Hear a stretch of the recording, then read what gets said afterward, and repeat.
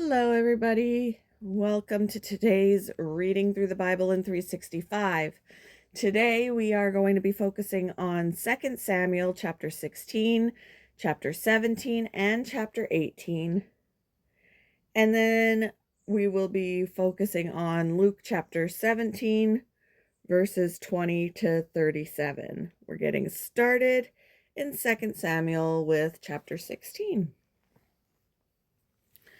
When David had gone a little beyond the summit of the Mount of Olives, Ziba, the servant of Mephibosheth, was waiting there for him.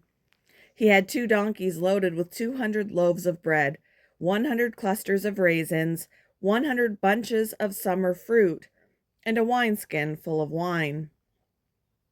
"What are these for?" the king asked Ziba. Ziba replied, "The donkeys are for the king's people to ride on, and the bread and summer fruit are for the young men to eat. The wine is for those who become exhausted in the wilderness."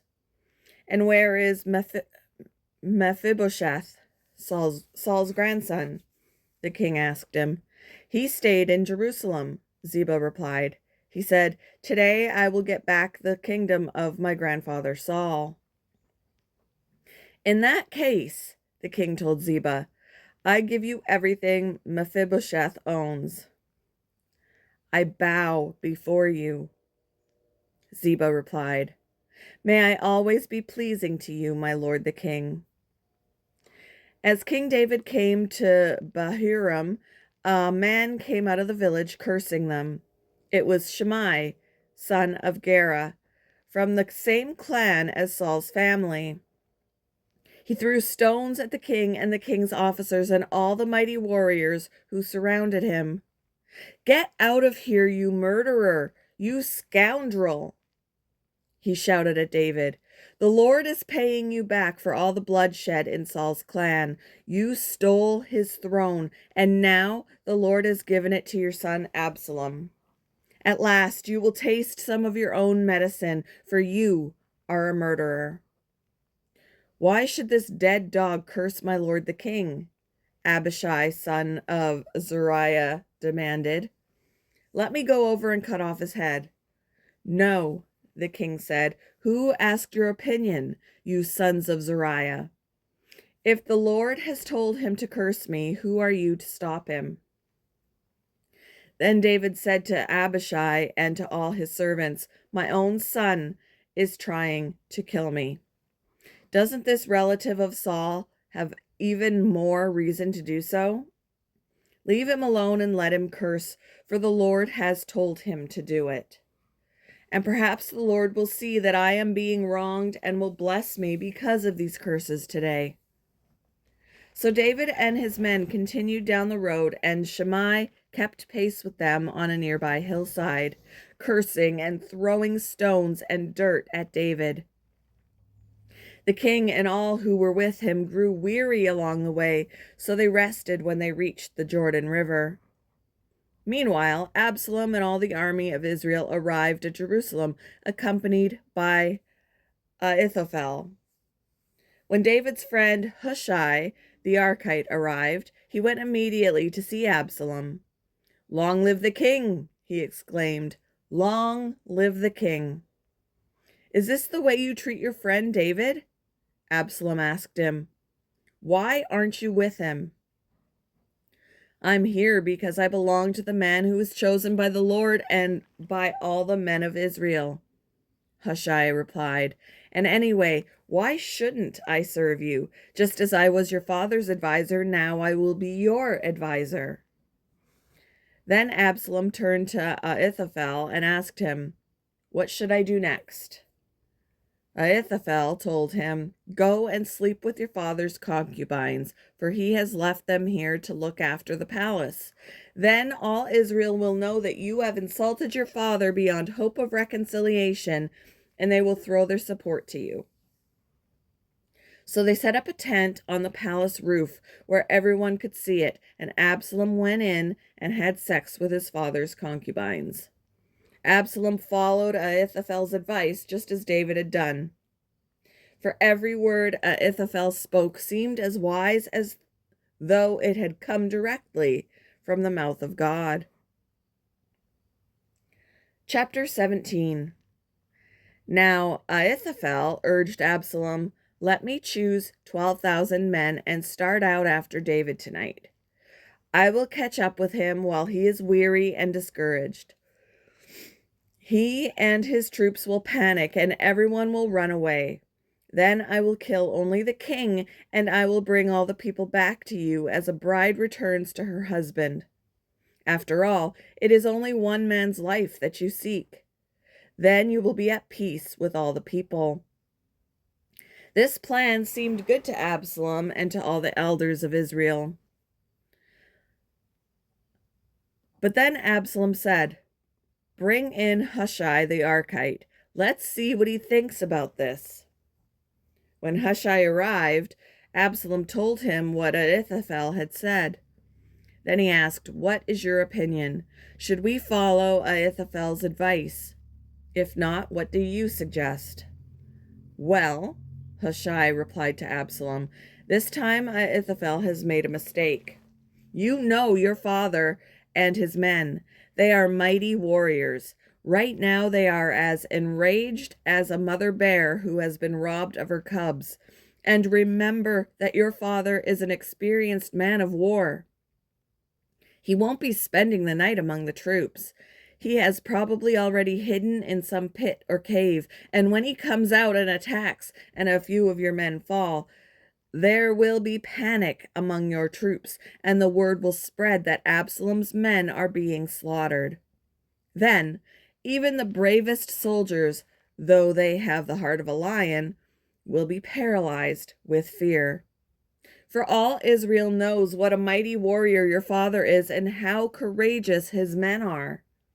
I recommend that you mobilize the entire army of Israel, bringing them from as far away as Dan in the north and Beersheba in the south. That way, you will have an army as numerous as the sand on the seashore. And I advise that you personally lead the troops. When we find David, we'll fall on him like dew that falls on the ground. Then neither he nor any of his men will be left alive. And if David were to escape into some town, you will have all Israel there at your command. Then we can take ropes and drag the walls of the town into the nearest valley until every stone is torn down." Then Absalom and all his men of Israel said, "Hushai's advice is better than Ahithophel's." For the Lord had determined to defeat the counsel of Ahithophel, which really was the better plan, so that he could bring disaster on Absalom. Hushai told Zadok and Abiathar, the priests, what Ahithophel had said to Absalom and the elders of Israel, and what he himself had advised instead. "Quick," he told them, "find David and urge him not to stay at the shallows of the Jordan River tonight. He must go across at once into the wilderness beyond. Otherwise, he will die and his entire army with him." Jonathan and Ahimaaz had been staying at En-Rogel so as not to be seen entering and leaving the city. Arrangements had been made for a servant girl to bring them the message they were to take to King David. But a boy spotted them at En-Rogel, and he told Absalom about it. So they quickly escaped to Bahurim,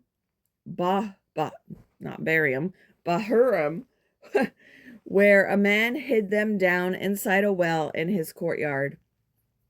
The man's wife put a cloth over the top of the well and scattered grain on it to dry in the sun, so no one suspected they were there. When Absalom's men arrived, they asked her, "Have you seen Ahimaaz and Jonathan?" The woman replied, "They were here, but they crossed over the brook." Absalom's men looked for them without success and returned to Jerusalem. Then the two men crawled out of the well and hurried on to King David. "Quick," they told him, "cross the Jordan tonight." And they told him how Ahithophel had advised that he be captured and killed. So David and the people with him went across the Jordan River during the night, and they were all on the other bank before dawn. When Ahithophel realized that his advice had not been followed, he saddled his donkey, went to his hometown, set his affairs in order, and hanged himself. He died there and was buried in the family tomb. David soon arrived at Mahanaim. By now, Absalom had mobilized the entire army of Israel and was leading his troops across the Jordan River. Absalom had appointed Amasa as commander of his army, replacing Joab, who had been commander under David.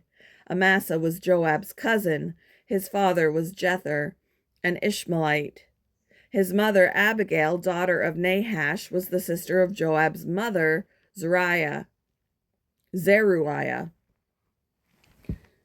Absalom and the Israelite army set up camp in the land of Gilead. When David arrived at Mahanaim, he was warmly greeted by Shobai, son of Nahash, who came from Rabbah of the Ammonites, and by Machir, son of Amiel, from Lodabar, and by Barzillai of Gilead from Rogelim. They brought sleeping mats, cooking pots, serving bowls, wheat and barley, flour and roasted grain, beans, lentils, honey, butter, sheep, goats, and cheese for David and those who were with him. For they said, "You must all be very hungry and tired and thirsty after your long march through the wilderness." Chapter 18. David now mustered the men who were with him and appointed generals and captains to lead them. He sent the troops out in 3 groups, placing one group under Joab, one under Joab's brother Abishai, son of Zeruiah, and one under Ittai, the man from Gath. The king told his troops, "I am going out with you." But his men objected strongly. "You must not go," they urged. "If we have to return and run, and even if half of us die, it will make no difference to Absalom's troops. They will be looking only for you. You are worth 10,000 of us, and it is better that you stay here in the town and send help if we need it." "If you think that's the best plan, I'll do it," the king answered. So he stood alongside the gate of the town as all the troops marched out in groups of hundreds and of thousands. And the king gave this command to Joab, Abishai, and Ittai: "For my sake, deal gently with young Absalom." And all the troops heard the king give this order to his commanders. So the battle began in the forest of Ephraim, and the Israelite troops were beaten back by David's men. There was a great slaughter that day, and 20,000 men laid down their lives. The battle raged all across the countryside, and more men died because of the forest than were killed by the sword. During the battle, Absalom happened to come upon some of David's men. He tried to escape on his mule, but as he rode beneath the thick branches of a great tree, his hair got caught in the tree. His mule kept going and left him dangling in the air. One of David's men saw what had happened and told Joab, "I saw Absalom dangling from a great tree." "What?" Joab demanded. "You saw him there and didn't kill him? I would have rewarded you with 10 pieces of silver and a hero's belt." "I would not kill the king's son for even 1,000 pieces of silver," the man replied to Joab. "We all heard the king say to you and Abishai and Ittai, 'For my sake, please spare young Absalom.' And if I had betrayed the king by killing his son, and the king would certainly find out who did it, you yourself would be the first to abandon me." "Enough of this nonsense," Joab said. Then he took 3 daggers and plunged them into Absalom's heart as he dangled, still alive, in the great tree. 10 of Joab's young armor-bearers then surrounded Absalom and killed him. Then Joab blew the ram's horn, and his men returned from chasing the army of Israel. They threw Absalom's body into a deep pit in the forest and piled a great heap of stones over it, and all Israel fled to their homes.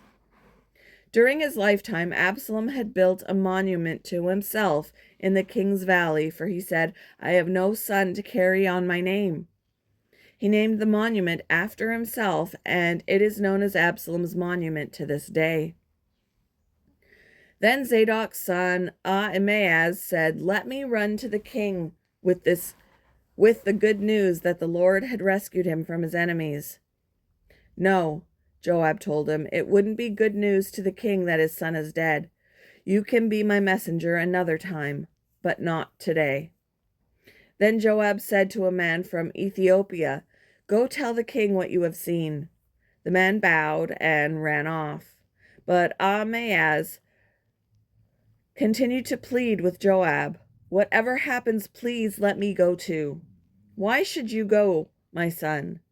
Joab replied, "There will be no reward for your news." "Yes, but let me go anyway," he begged. Joab finally said, "All right, go ahead." So Ahimaaz took the less demanding route by way of the plain and ran to Mahanaim ahead of the Ethiopian.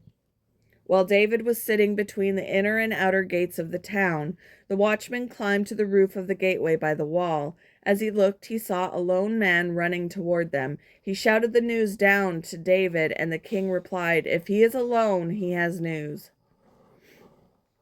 As the messenger came closer, the watchman saw another man running toward them. He shouted down, "Here comes another one." The king replied, "He also will have news." "The first man runs like Ahimaaz, son of Zadok," the watchman said. "He is a good man and comes with good news," the king replied. Then Ahimaaz cried out to the king, "Everything is all right." He bowed before the king with his face to the ground and said, "Praise to the Lord your God, who has handed over the rebels who dared to stand against my lord the king." "What about young Absalom?" the king demanded. "Is he all right?" Ahimaaz replied, "When Joab told me to come, there was a lot of commotion, but I didn't know what was happening." "Wait here," the king told him. So Ahimaaz stepped aside. Then the man from Ethiopia arrived and said, "I have good news for my lord the king. Today the Lord has rescued you from all those who rebelled against you." "What about young Absalom?" the king demanded. "Is he all right?" And the Ethiopian replied, "May all of your enemies, my lord the king, both now and in the future, share the fate of that young man." The king was overcome with emotion. He went up to the room over the gateway and burst into tears. And as he went, he cried, "Oh, my son Absalom, my son Absalom! If only I had died instead of you. Oh, Absalom, my son, my son." Moving on to Luke chapter 17, verses 20 to 37. One day the Pharisees asked Jesus, "When will the kingdom of God come?" Jesus replied, "The kingdom of God can't be detected by visible signs. You won't be able to say, 'Here it is,' or 'It's over there,' for the kingdom of God is already among you." Then he said to his disciples, "The time is coming when you will long to see the day when the Son of Man returns, but you won't see it. People will tell you, 'Look, there is the Son of Man,' or 'Here he is.' But don't go out and follow them, for as the lightning flashes and lights up the sky from one end to the other, so it will be on the day when the Son of Man comes. But first, the Son of Man must suffer terribly and be rejected by this generation. When the Son of Man returns, it will be like it was in Noah's day. In those days, the people enjoyed banquets and parties and weddings right up to the time Noah entered his boat and the flood came and destroyed them all." Excuse me. "And the world will be as it was in the days of Lot. People went about their daily business, eating and drinking, buying and selling, farming and building, until the morning Lot left Sodom. Then fire and burning sulfur rained down from heaven and destroyed them all. Yes, it will be business as usual, right up to the day when the Son of Man is revealed. On that day, a person out on the deck of a roof must not go down into the house to pack. A person out in the field must not return home. Remember what happened to Lot's wife. If you cling to your life, you will lose it. If you let your life go, you will save it. That night, 2 people will be asleep in one bed. One will be taken, the other left. 2 women will be grinding flour together at the mill. One will be taken, the other left. Where will this happen, Lord? The disciples asked. Jesus replied, just as the gathering of vultures shows there is a carcass nearby, so these signs indicate that the end is near.